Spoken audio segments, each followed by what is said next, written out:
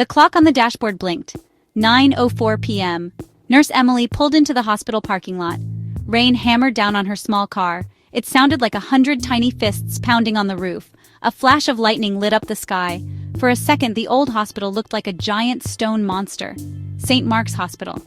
It had been standing here for over 100 years. Emily shivered, but not from the cold.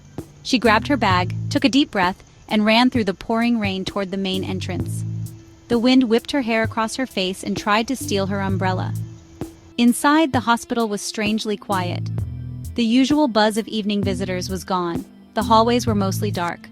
Only a few lights flickered overhead, casting long, dancing shadows on the polished floors.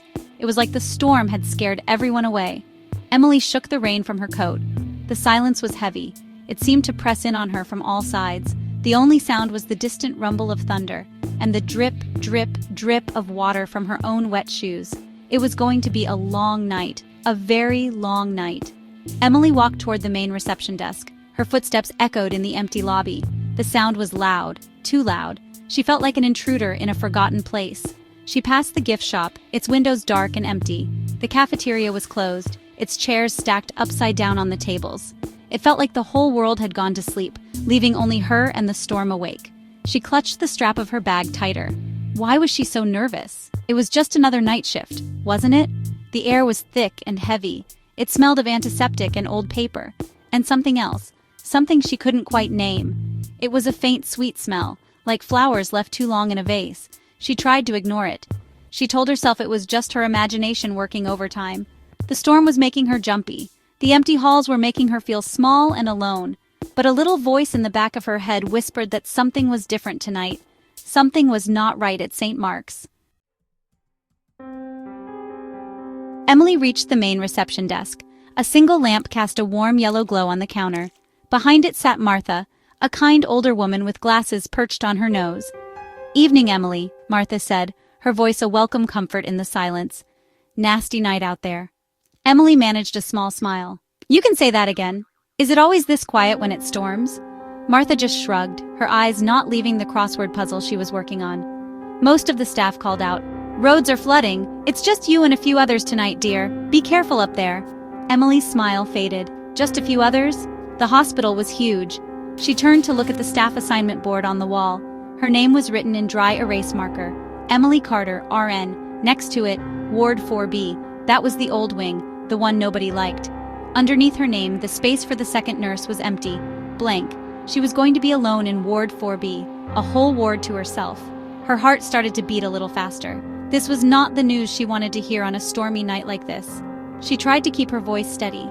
"Just me and 4B?" she asked, hoping she had read the board wrong. Martha looked up from her puzzle, her expression sympathetic. "I'm afraid so. Dr. Evans is on call for the whole floor, but you're the only nurse in that section. The patients are all stable, though. It should be a quiet night for you." Martha said the word quiet, but it didn't sound comforting anymore.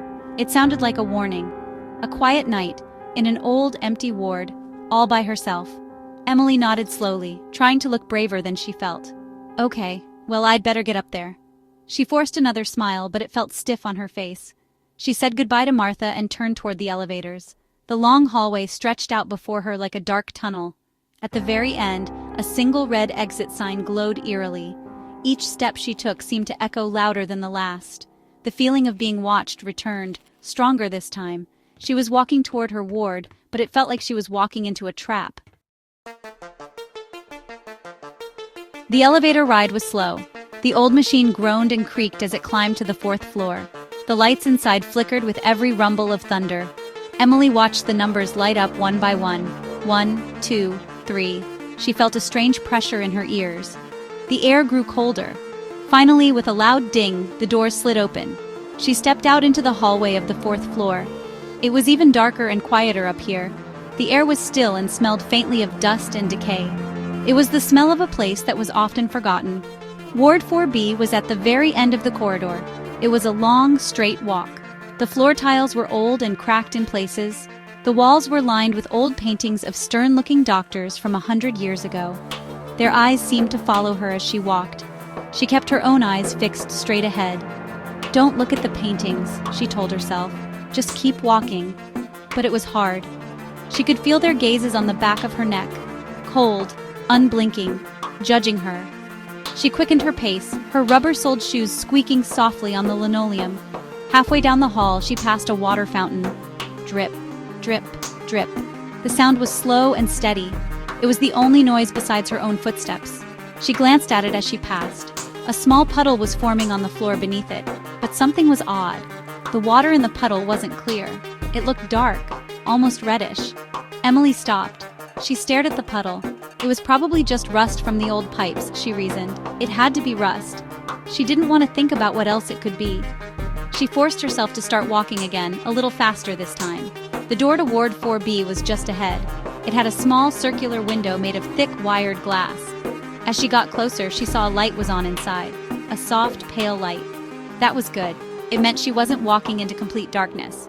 But then she noticed something else. A flicker of movement. She thought she saw a shadow pass by the small window. A tall, thin shadow. But that was impossible. She was the only one assigned to this ward tonight. Her hand hesitated over the doorknob. It was cold, colder than it should be. She took a deep breath to calm her racing heart.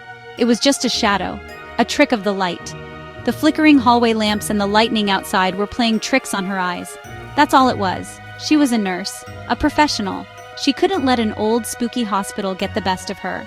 She had patients to check on. She had a job to do. She turned the knob and pushed the heavy door open. It made a long, low groaning sound, like it was in pain. The ward was silent. A long room with beds lined up against both walls. Most of them were empty. Only 3 beds were occupied, their occupants hidden under white blankets, sleeping soundly. The only light came from the nurse's station at the far end of the room. A single desk lamp was on, casting a pool of light on an open logbook. Everything looked perfectly normal, exactly as it should be.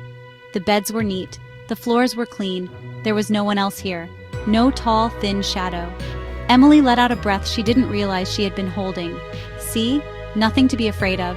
She felt a little silly for being so scared. It was just an old building on a stormy night. She walked softly toward the nurse's station, her fears starting to fade. She was ready to start her routine, check the charts, read the logbook, begin her rounds. A normal night was about to begin. She sat down in the chair behind the desk and pulled the logbook closer. The last entry was from the day shift nurse. She scanned the neat handwriting. All patients stable, no issues, standard stuff. But then she saw another note, scribbled at the very bottom of the page. The handwriting was different. It was messy, shaky, as if written in a great hurry. It had to have been written after the day nurse left. It was just 4 simple words.